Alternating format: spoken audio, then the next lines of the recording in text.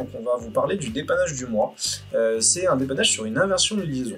Alors, donc ce dépannage, on va vouloir remettre un petit peu tout ça dans le contexte. Donc c'était un groupe extérieur, un AOYG 30 et la T4 pour pas le citer, avec donc 3 unités intérieures. Une unité murale dans le dressing, une console basse dans le salon pour pouvoir bien brasser l'air, etc. Et sur la partie nuit, un petit gainable qui viendrait apporter de la fraîcheur et du chaud sur l'ensemble des deux chambres du logement. Donc, on se retrouve avec Jacqueline. Jacqueline qui du coup a payé son installation et qui est très contente de ça. Ça veut dire que voilà, tout s'est bien passé, elle l'a installé en plein hiver, il faisait très froid, tout fonctionne très très bien. Elle a du coup, elle est très contente. Voilà, elle a du chaud quand elle en a besoin, elle a du froid quand elle en a besoin. Elle est très contente de ça. Donc on a toujours Jacqueline qui du coup est avec ses unités intérieures qui font du chaud et du froid sans aucun souci. Sauf que son fils Jacques lui vient un petit peu pendant les vacances et il passe quand même pas mal de temps dans le dressing, pas mal de temps dans la deuxième chambre, etc.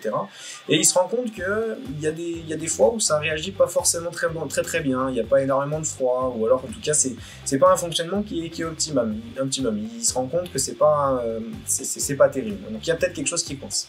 Donc il s'est permis d'appeler l'installateur, et l'installateur qui revient du coup, qui arrive et qui met du coup en froid toutes les unités, donc que ce soit le mural, que ce soit la console basse et que ce soit le gainable. Donc là ce qui se passe c'est que tout fait du froid. Il met tout en demande à 18, ça fait du froid, des pressions de fonctionnement nickel, donc tout va très très bien. Donc là il se dit il n'y a aucun souci, sauf que voilà, il a même pour voir s'il n'y a pas d'inversion de liaison, il s'est même dit je vais faire biper les câbles. Donc il va faire biper sur la première unité, sur la seconde et sur la troisième. Tout allait nickel, donc la A était bien sur la A, la B était bien sur la B, la C était bien sur la C. Donc pour lui tout va bien. Il repart, le problème c'est que son client se rend compte qu'on a un vrai souci. Toujours un souci de fonctionnement. Donc ce qu'il fait c'est qu'il nous appelle, et nous vous savez, on a une petite technique pour vérifier justement des inversions de liaison, ou que ce soit frigorifique ou au niveau électrique, c'est de mettre une seule unité en demande. Donc là on a mis celle du dressing en demande de froid et les deux autres unités en mode ventilation. Et là, on s'est rendu compte que en faisant ça, c'était pas la A qui faisait du froid, mais c'était la B qui faisait du froid. Donc là, forcément, l'installateur un petit peu moins content a senti le piège arriver, il y avait bel et bien une inversion de liaison. Donc, quand on regarde, ça veut dire que notre unité A commande notre unité B. Donc là, on s'est dit, bon, il doit sûrement y avoir une inversion de liaison entre l'unité A et l'unité B, donc faites ça. Sauf que, malheureusement, ça n'a pas solutionné. Car, c'était pas seulement une inversion entre la A et la B, mais en mettant la B en demande, c'était la C qui fonctionnait. Donc ça veut dire que la B faisait démarrer la C, enfin, en tout cas donner du froid sur la C. Et on sent la chose arriver. Quand on mettait en froid, en tout cas, l'unité C qui est le gainable, on avait du froid sur notre partie dressing qui était l'unité A. Donc vraiment, il y avait une inversion totale. Par contre, grâce à ce test-là, ce test de une unité en ventilation et les autres unités en demande de froid, on a pu se rendre compte donc forcément qu'on avait une inversion. Et alors que c'était pas forcément le cas avec le test des continuités. Donc, ce qu'on a pu, pas hésiter sur des schémas comme ça où vous arrivez sur une installation à faire des petits schémas. Ça peut être pas mal pour vous aider et vous repérer. Donc là, on a les interconnexions qui sont repérées en rouge. Pour le coup, tout est bon au niveau des interconnexions parce qu'on a la A qui va bien avec la A, la B qui va bien avec la B et la C qui va bien avec la C. Donc ensuite, le problème, c'est qu'on se rend compte que c'est plutôt les liaisons frigo qui nous posent problème. C'est-à-dire que la A est avec la B, que la C est avec la A, etc. etc. Donc c'est vraiment tout un mélange qui est pas terrible.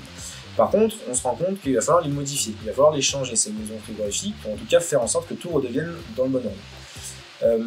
À ce niveau-là, pas forcément besoin de changer la partie frigorifique, on a juste à faire une inversion au niveau interconnexion, et c'est avec cette inversion au niveau interconnexion qu'on se retrouve à avoir un fonctionnement qui sera correct. Voilà, voici comment solutionner et surtout trouver une inversion de liaison assez facilement. Donc si on refait un petit calcul, un petit tips, c'est de bel et bien mettre à chaque fois une seule unité en ventilation et les autres, enfin en froid pardon, et les autres en ventilation. C'est pas possible de le faire en mode chaud parce que en mode chaud en fait on n'a pas possibilité de combiner une unité en mode chaud et une unité en mode froid. En mode froid, pas en mode froid, mais en mode ventilation. Parce qu'en fait, en mode chaud, à partir du moment où une seule de vos unités est en demande de chaud, les débordeurs de toutes vos unités vont s'ouvrir et donc vous allez avoir un petit débit de fuite sur toutes vos unités. Et donc forcément, si vous les mettiez en ventilation, ça ferait quand même de produire du chaud. Donc ce tips-là ne peut pas être fait en mode chaud, il est obligé d'être fait en mode froid. Voilà, ça c'est la première des choses. Et donc, à partir du moment où on a une seule unité qui est en demande, il y a un petit peu de chaud sur toutes les unités. Autre chose voilà, à bien retenir également, c'est de faire aussi un petit peu confiance aux clients. On sait qu'on a des clients qui sont assez tatillons, etc.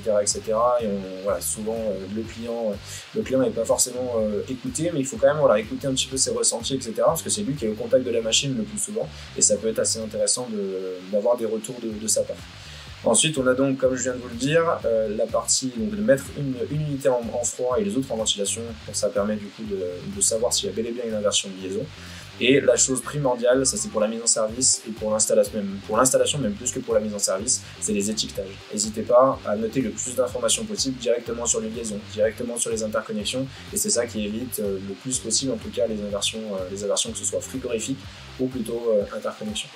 Voilà, et bien écoutez, moi j'ai fini avec ce dépannage du mois qui nous aura pris quand même pas mal de temps, mais c'est quelque chose qui revient assez régulièrement et surtout dans ce mois d'été où justement beaucoup d'installations ont été faites cet hiver, tout a bien fonctionné grâce ou à cause du fait que tous les détendeurs étaient ouverts en mode chaud et en mode froid on commence à avoir des petits phénomènes un petit peu bizarres qui apparaissent.